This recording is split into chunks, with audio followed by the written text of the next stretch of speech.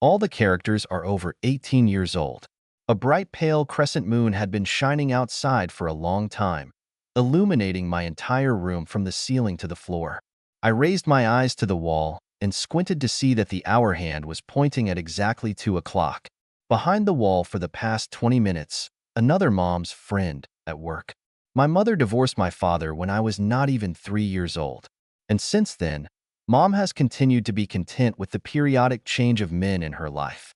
She worked as a broker in our small town and had a real talent in terms of sales and customer acquisition. Just a couple of months ago, she turned 37 years old, and she tried her best to keep an eye on her appearance and lead a healthy lifestyle. I always liked the way she looked and behaved, like a real self-aware woman with her own principles and ambitions. Mom dressed with taste and used exclusively high-quality branded items, as well as cosmetics. Once I lost my phone charger, and after digging the whole apartment upside down, I thought that my mother might have mistakenly taken her to her room. This had happened before, and she usually returned my item to me with apologies. But this time it was because she wasn't at home. I went into her bedroom as if nothing had happened and started looking for my charger on my own.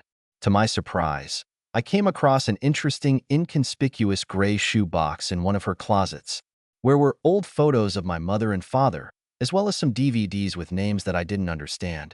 I was only 12 years old at the time, and filled with curiosity, I decided to insert one of the discs into my computer and see what was so interesting there, and why my mother kept them with photos. On the portable storage made of iridescent plastic, there were many video files in the format. And clicking on the first file I came across, I saw in the window of the video player that opened a man and a woman who seemed very familiar to me. In this video, they were making love. My classmates and friends were always jealous of me, and they always invited themselves to visit just to catch a glimpse of my mother walking around the house. Personally, I have never looked at her as a woman. My mother raised me alone and gave all her love and care to her only child. It's only in the last couple of months that she's become somewhat more open with me. To be honest, I didn't know what it was related to, but I thought that somehow, after all these years, she finally managed to find movies on my computer that couldn't be watched. I was about to turn 18 years old. I loved my mother and understood perfectly well how hard it was for her to be alone without a man. Therefore, he did not blame her and never asked her why her bed creaked and banged against the wall so loudly last night. I could barely catch the conversations coming from my mother's room and the contented giggles of both of them. I was ashamed and unaccustomed, but as usual, I pushed the thoughts away, referring to hormones and my age. But education and morality have been instilled in me since I was very young. Sleep found me by itself, and I plunged into a world of dreams and fantasies. The alarm clock woke me up early in the morning and forced me to open my sleepy eyes. I couldn't get out of bed for a long time, until I finally overcame my drowsiness and laziness. There was no one in the kitchen, and I started making breakfast out of habit.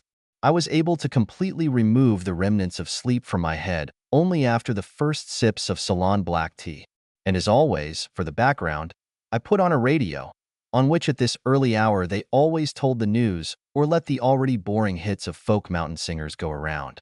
Less than 10 minutes later, Mom came into the kitchen, saying hello and turning on the coffee maker. Mom looked at me and smiled. "Did you get enough sleep?" she asked me in a kind and caring way. Her beautiful Slavic face, even now without makeup, looked incomparable. I replied that I had fallen asleep at the 11th hour. Suddenly, Mom turned around and came up to me holding a cup of fragrant coffee in her hands. "Why is it so red? Are you sick?" she asked me excitedly, putting her hand on my forehead and starting to touch it. "Eat and run to school," she said dryly, lowering her eyes. Her cheeks turned slightly crimson. Mom continued to silently drink coffee and hum some songs to herself, avoiding eye contact with me.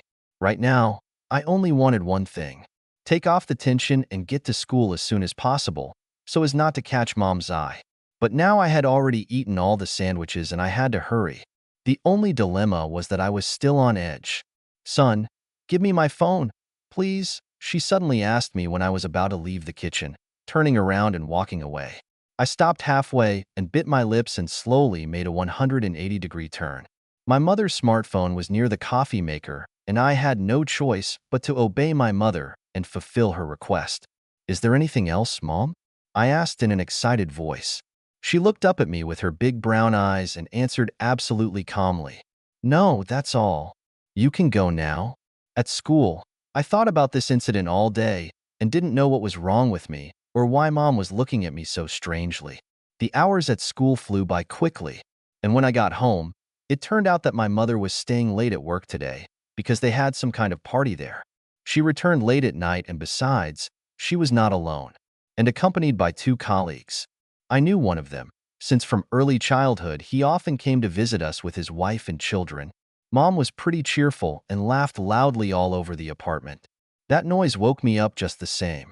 I went out into the hallway and greeted everyone. One of them was standing behind my mother. "Is this your son or something? I've grown up in a small way." "Well, he looks like a father," said the tallest one. "Yes, it looks like it," she replied and changed the subject. "Boys, come on into the kitchen. I have a stash," Mom offered to two stocky men. They looked at each other first and then looked at me. Her beautiful brown hair was pulled back in a ponytail, and expensive makeup was visible on her face. She was dressed in a white holiday shirt and blue jeans. When all three of them went into the kitchen and closed the door behind them, I remained standing with sleepy eyes. There was nothing to do, so I went back to my room to finally get some sleep. Music was playing loudly in the kitchen, and I could hear all three of them laughing at the top of their voices and how occasionally my mother screamed with laughter. I woke up early in the morning as usual, but I didn't have to go to school today, as the week-long weekend had begun. After leaving the room, rubbing my eyes, I went first to the toilet and then went into the kitchen. The window was open and there were leftovers and plates on the table and two empty bottles of whiskey and Coke. Probably those two left just in the morning, and Mom was probably sleeping in her room right now. Before I even woke up, I stepped on something soft, and looking down, I saw my mother's clothes on the floor near the dining table. My heart rate has noticeably increased. Doubts began to overwhelm me, and I decided to go back to my room without having had breakfast. Already entering my room, I noticed that the door to my mother's bedroom was slightly ajar. This has never happened before. Mother always closed her door at night. This aroused my curiosity, which forced me to carefully look inside. The room reeked of male sweat. I cautiously opened the door a crack and squeezed my head around to look around. The curtains were partially closed in places and sunlight filtered through them. On the big bed, as I had already guessed, lay my mother and both men. One of them was snoring, turned on his side near the edge. The sight of it took my breath away and made my heart beat faster. It looks like there were real fireworks last night.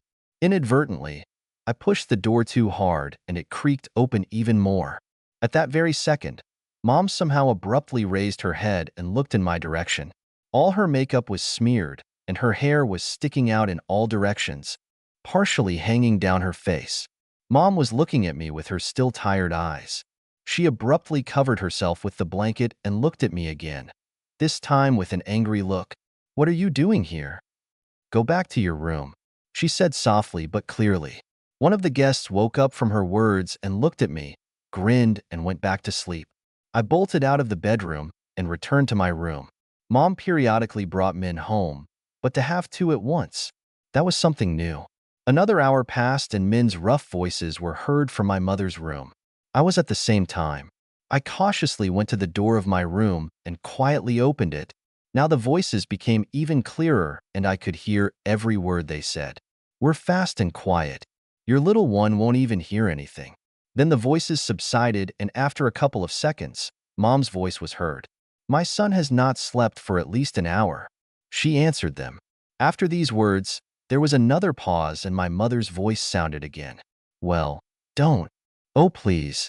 The child will hear. Idiots. Just be quiet," Mom said in a low voice.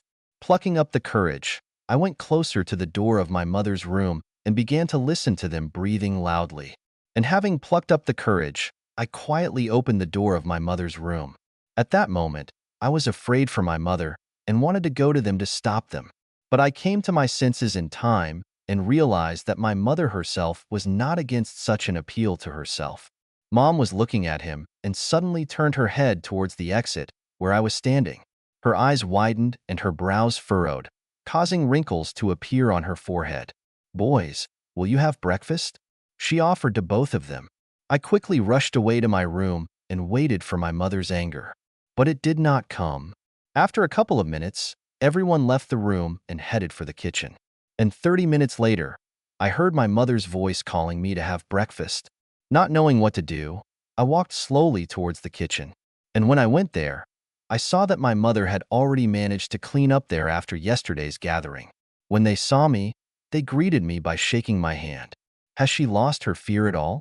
I thought to myself. She put her long brown hair back in a ponytail and washed her face smeared with mascara and lipstick with water.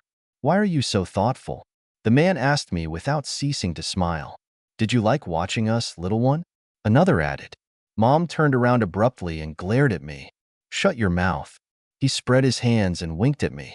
"He's already an adult with you. What are you so worried about?" The man replied to my mother. "Don't be angry." Another man supported his friend. I sat in silence, taking a mouthful of water. "You are grown men. What are you talking about?" Mom shook her head in displeasure and continued to scoop the remains of the omelet from the pan. Both men looked at me and waved their hand at my mother, laughing without making a sound. Mom came up to me with a plate and put it on the table. "Mom, you're beautiful," I said. The men looked at each other and nodded approvingly at me, expressing surprise and praise. She suddenly stopped washing the dishes and continued to stand silently without turning around while the faucet was running from which water was pouring with strong pressure. "Got off the table," my mother told me coldly and in a commanding manner. The men sympathized with me in silence, and I took a plate of food and went to my room. I ate the whole breakfast almost immediately because I was overexcited. But he did not dare to take the dishes back to the kitchen. 40 minutes later, the front door closed and I heard my mother's light footsteps heading in my direction. I felt uneasy and for some reason I was afraid of my mother, as in childhood. When she punished me with a belt, she stopped at my door. "Come to my place, please," she asked me in a stern tone. I hesitated for a long time to get out of bed, but still went to her room with sad thoughts about the consequences of my stupidity. In Mom's bedroom, the windows were open and she was changing all the sleeping clothes from her bed. "Yes, did you want to talk to me?" I began. She didn't even look in my direction as she threw the sheet on the floor. "Yes. Why are you peeking? Do I come to you when friends come to visit you?" She raised her voice at me.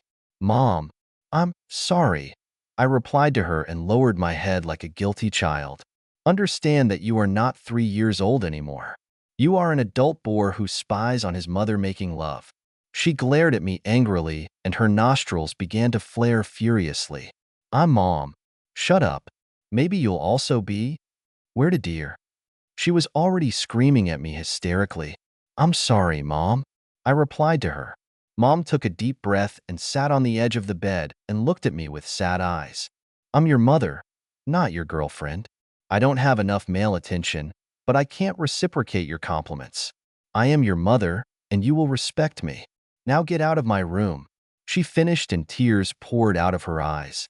She hardly spoke to me for the next couple of days. I was terribly ashamed and embarrassed by all that had happened. On the 5th day, Mom seemed to stop being angry and was already joking with me on various topics. And a week later, as if nothing had happened, I went into the kitchen and saw my mother again.